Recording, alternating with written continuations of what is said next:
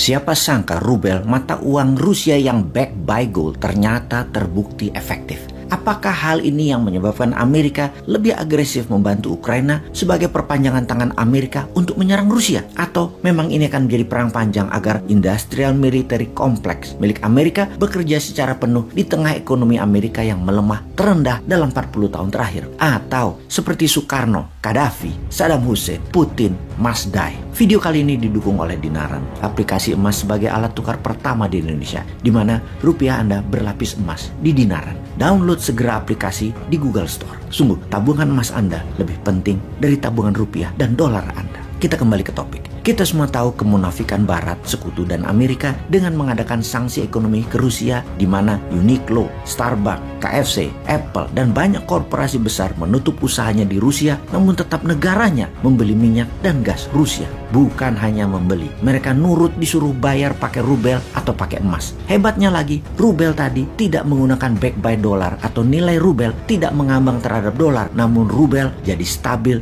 dipatok pakai harga emas. Inilah hal yang terbukti efektif yang dilakukan oleh Putin untuk melawan sanksi ekonomi dengan serangan balik. Dengan tetap membeli rubel dengan standar emas, maka sesungguhnya perang Ukraina akan panjang dan dalam jangka panjang Eropa akan bangkrut, begitu juga Amerika akan bangkrut. Rubel backed by gold dan transaksi emas membeli minyak dan gas ini akan menjadi topik pembicaraan kita kali ini. Karena banyak pengamat militer berkesimpulan, jangan-jangan tindakan sekutu yang didalangi oleh Amerika dan Inggris bukan atas nama kemanusiaan membela Ukraina itu, tetapi rubel backed by gold ini akan membahayakan US dollar dan pound sterling ke depannya. Inilah tindakan utama mereka sesungguhnya. US dollar yang menguasai 65% perdagangan dunia ditambah euro sekitar 22% adalah 87% mayoritas transaksi di dunia akan terancam dengan rubel dan emas sebagai alat bayar, sehingga Rusia harus diserang dan disudahi perannya. Kita kembali ke kejaman Obama yang mengatakan people of Libya need to be protected, atau rakyat Libya harus dilindungi. Dilindungi dari siapa? Dari Muammar Gaddafi. Gaddafi yang membuat Libya menjadi negara terkaya di Afrika itu. Agak aneh propaganda Amerika dan sekutu sesungguhnya. Tapi ujung-ujungnya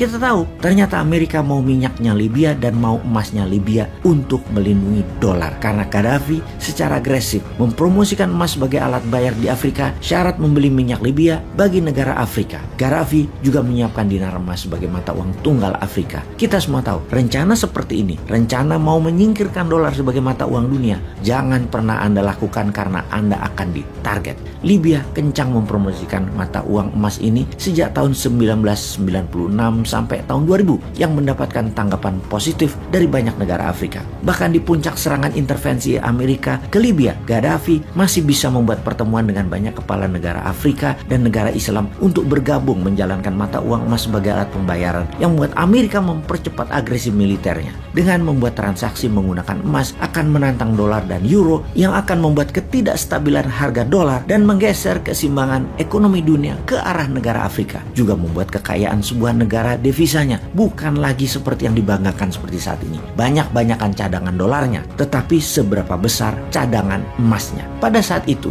Libya punya cadangan emas 144 ton. Inggris punya 3 kali lipat, mendekati 450 ton. Namun penduduk Inggris 10 kali lipat penduduk Libya. Jadi ketika minyak Libya dibayar harus pakai emas, maka Amerika terancam. Gaddafi harus jadi pendosa dan rakyat Libya harus dilindungi. Pala lo bau menyan. Geblek emang Amerika dan negara yang mendiamkan kezoliman Amerika itu. Kita ingatkan kembali sebelum Libya Gaddafi dieksekusi, maka Saddam Hussein juga dilibas karena mempromosikan hal yang sama. Transaksi minyak Irak hanya bisa menggunakan euro dan emas. Masih mending karena masih bisa terima euro. Namun terbanyak negara Afrika membeli minyak Irak pakai jaminan emas. Yang pasti Amerika melakukan embargo terhadap Irak, sanksi ekonomi dan invasi penggulingan pemerintahan Saddam. Pastinya menggunakan emas sebagai alat bayar akan membuat negara Timur Tengah dan negara Afrika menjadi negara yang berdaulat dan kuat. Dan bagi Amerika, hal itu harus dihindari dengan berapapun biayanya, harus tidak boleh terjadi,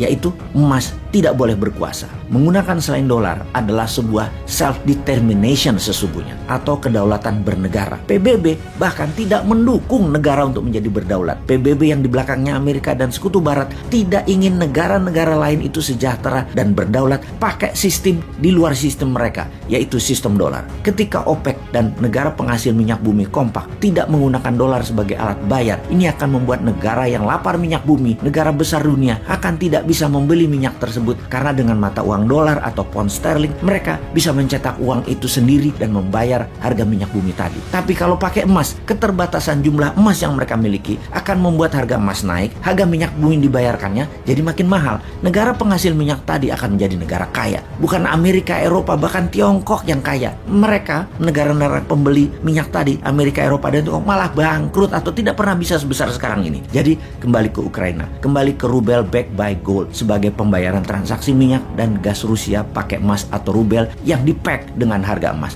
Hal inilah yang menjadi alasan utama mengapa senjata perang mulai mengalir dikirim ke Ukraina. Tujuannya bukan kemanusiaan, tujuannya jangan sampai rubel menang dan emas berkuasa. Kalau Indonesia gimana? Dukung emas atau